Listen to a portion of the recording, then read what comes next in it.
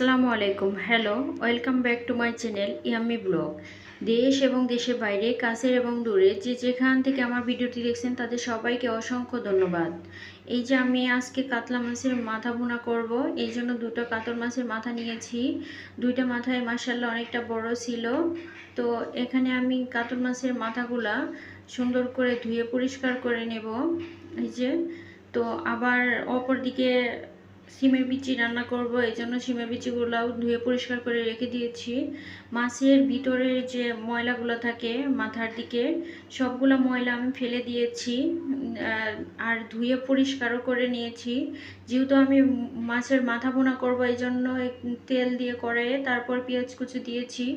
ভুনাতে একটু পেঁয়াজটা বেশি দিতে হয়। তো পেঁয়াজটা বাদামি করে ভেজে নেওয়ার পরে দিয়ে দিয়েছি রসুন বাটা, দিয়ে দিয়েছি জিরা বাটা। আবার পেঁয়াজটা যেন সফট হয় এই জন্য আমি পরিমাণ মতো লবণও দিয়েছি। এরপর দিয়ে দিলাম শুকনো মরিচের গুঁড়া, ধনিয়া গুঁড়া পরিমাণ মতো, এরপর হলুদ গুঁড়া পরিমাণ মতো। সবগুলা মশলা আমি সুন্দরভাবে কষিয়ে নিব। এই যে সবগুলা মশলা তেলে কষিয়ে নিচ্ছি, ভাজা ভাজা হয়ে গেছে। এই যে উপর থেকে তেল যখন ভেসে আসছে তখন আমার আগে থেকে ধুয়ে পরিষ্কার করে রাখা দুটো কাতল মাছের মাথায় আমি দিয়ে দিলাম। এখন উল্টে পাল্টে নেড়ে চেড়ে সুন্দর করে কষিয়ে নেব যাতে মশলাগুলো মাছের সাথে লেগে যায়। তো এই যে আমার মানে মাছ কিন্তু সুন্দরভাবে কষানো হয়ে যাচ্ছে। একটু সময় নিয়ে নেড়ে চেড়ে দিতে হবে যাতে মাছের মাথাগুলো ভেঙে না যায়। মাছের মাথাগুলো এই যে সুন্দরভাবে কষানো হয়ে গেছে।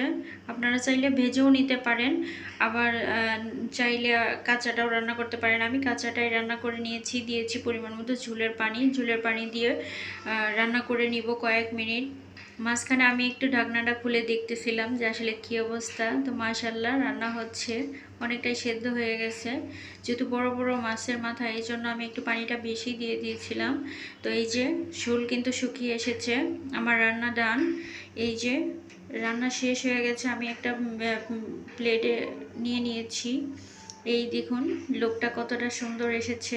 ফাইনাল লুক সত্যি অনেক বেশি সুন্দর হয়েছে, দেখতে যতটা না ইয়াম্মি হয়েছে, খেতে এত বেশি মজার ছিল। মাশাআল্লাহ মাশাআল্লাহ। তো আমার রান্না শেষ। অপর দিকে আমি সিমের বিচি রান্না করে নেব, এই জন্য কড়াইয়ে দিয়ে দিয়েছি তেল, দিয়ে দিলাম পেঁয়াজ কুচি। তো এগুলো আমি ভালো করে একটু নেড়ে নেব, বাদামি করে ভেজে নেব। এরপর আমি দিয়ে দিচ্ছি সামান্য পরিমাণ জিরা বাটা, রসুন বাটা।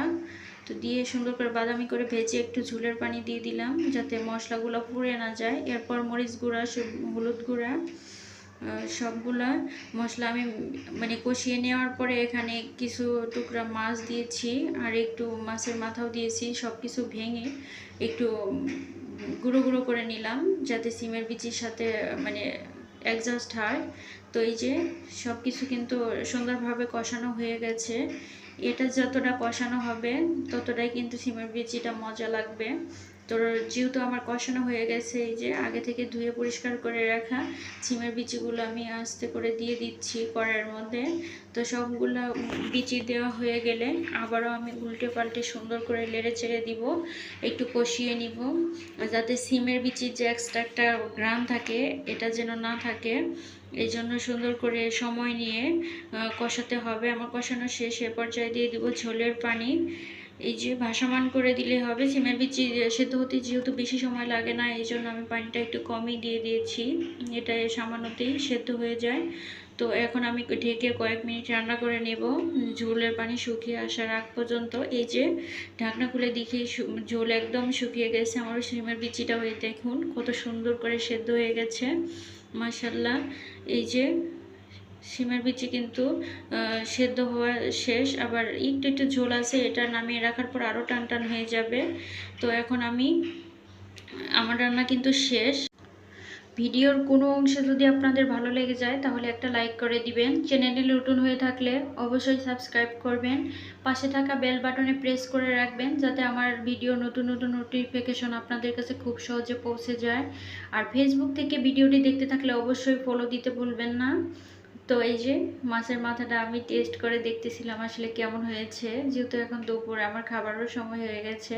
তো মাশাল্লাহ মাশাল্লাহ খুবই বেশি মজা হয়েছিল, আলহামদুলিল্লাহ। দেখতে যতটা না মজা হয়েছে, খেতে এত মজা ছিল। আপনারাও বাসায় ট্রাই করবেন, কেমন হয়েছে অবশ্যই কমেন্ট করে জানাবেন, কে কে বাসায় এভাবে রান্না করে খেয়েছেন। আজকের ভিডিওটা আমি এখানেই শেষ করছি। সবাই খুব বেশি ভালো থাকবেন। আল্লাহ হাফেজ, আসসালামু আলাইকুম।